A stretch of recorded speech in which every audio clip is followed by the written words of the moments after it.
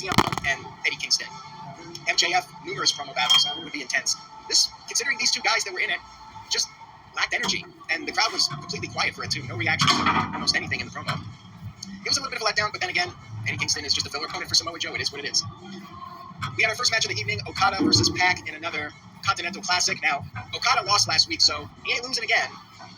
For that, it made me not really care about the match, knowing that there was pretty much zero chance of Okada losing. Okada was the early aggressor, and then, of course, Pac got in his offense.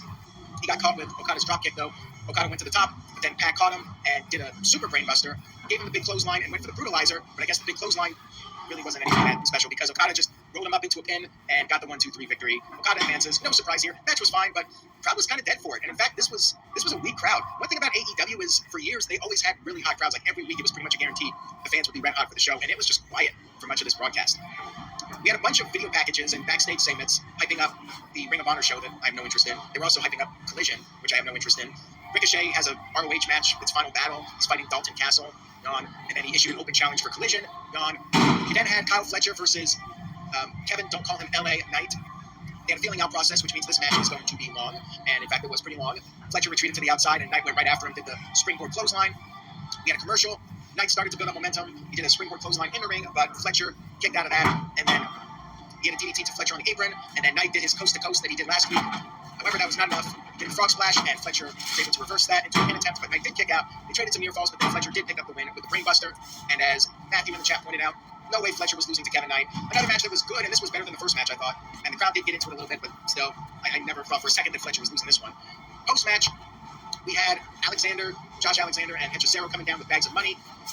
Don Callis cut a promo, and he talked about how the Young Bucks committed an unforgivable sin by joining up with Kenny Omega. The Bucks ran down, and they fought with the Don Callis family. They hit the BTE trigger to Fletcher, but then Okada attacked them, and then Jurassic Express made the save. Perry bit the middle finger of Okada, and then the rest of the Don Callis family came down. Don Callis got his shots in, and then Kenny Omega ran down, cleared the ring. Maybe the highlight of the show, I don't know. But yeah, good guys stood tall to end the segment. We then had a holiday death match in the women's tag team title tournament. We had Megan Bayne and Marina Shafir against Toni Storm and Mina Shirakawa. They brawled on the outside. Toni Storm used a champagne bottle as a weapon. Mina, I should say, Mina and Marina. Mina used the barbed wire candy cane as a weapon. Marina Shafir got busted open at one point. And then Megan and Marina got the upper hand for a while. But then Mina dropkicked the chair into Megan's face. And then Toni Storm hit the Storm Zero to Megan off the apron through a table below. And Marina put on a submission to Mina. But Toni Storm helped Mina escape. And then Mina hit a sling blade to Marina onto the chair. But Megan Bayne broke up the pin. And then Toni Storm gave a Storm Zero to Megan onto Marina. And then we had Santa coming down. And as it turns out, Santa was Luther. He gave a middle finger as a gift.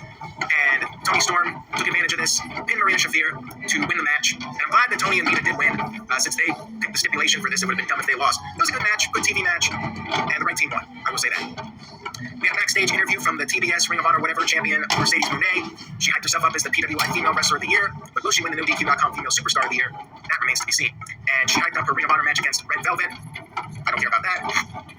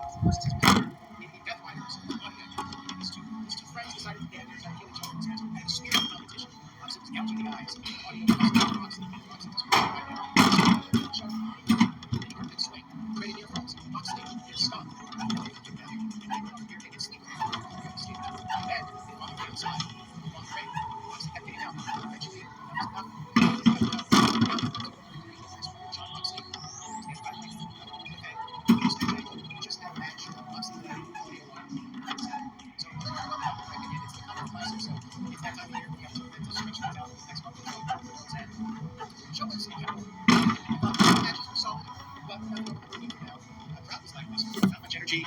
I'm still missing MJF. Where the hell is MJF? I'm missing something crazy. Like, I want some interesting storylines and some cutting edge television, and this Dynamite just felt kind of lifeless to me. I'm going 4 out of 10 for Dynamite this week. A little below par.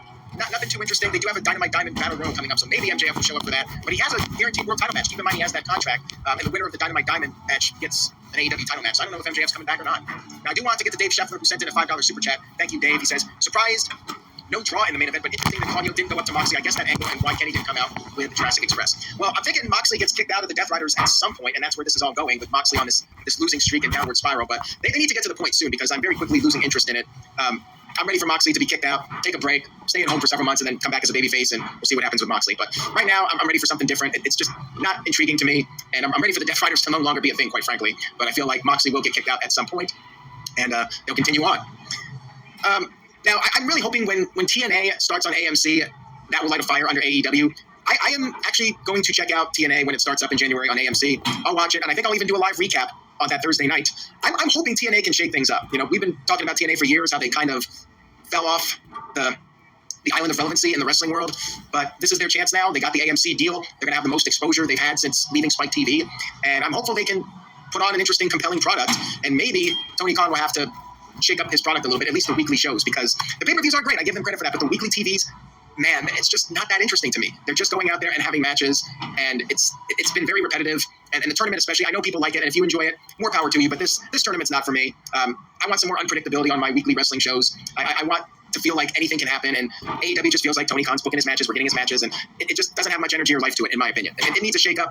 I'm hoping TNA can really put on a great show when they start things up on AMC, and Tony Khan might actually have to do something with Dynamite to keep the eyeballs on his product. It'll be interesting to see what happens in January. I'm rooting for TNA that they can take it to the next level in January. And like I said, I will recap TNA, and I'm hoping I'll be more enthusiastic for wrestling in the new year with the AMC deal for TNA, and maybe AEW can step it up, and WWE can have a strong start to the year.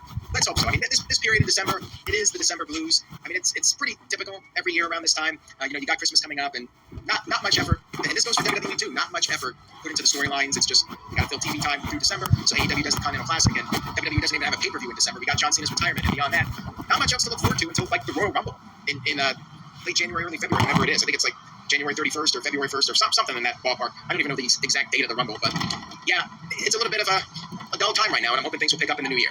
So thank you guys for watching. I hope you enjoyed it, and the sooner MJF comes back, the better. This show is really needing MJF badly to come out there, and we need something explosive. No Hurt Syndicate either, and they're one of the best acts in the company, and they were nowhere to be found on this show. So anyways, guys, I hope you enjoyed it. I'm holding out hope that it can end on a strong note with World's End. We'll see what happens. Take care, everybody. Enjoy the rest of your week. I will be back Friday night after SmackDown. Say yes to NoDQ.com, and I will see you all next time. You are a precious little thing. You really are. And you are loved for every second of your beautiful little life. Oh, yes, you are.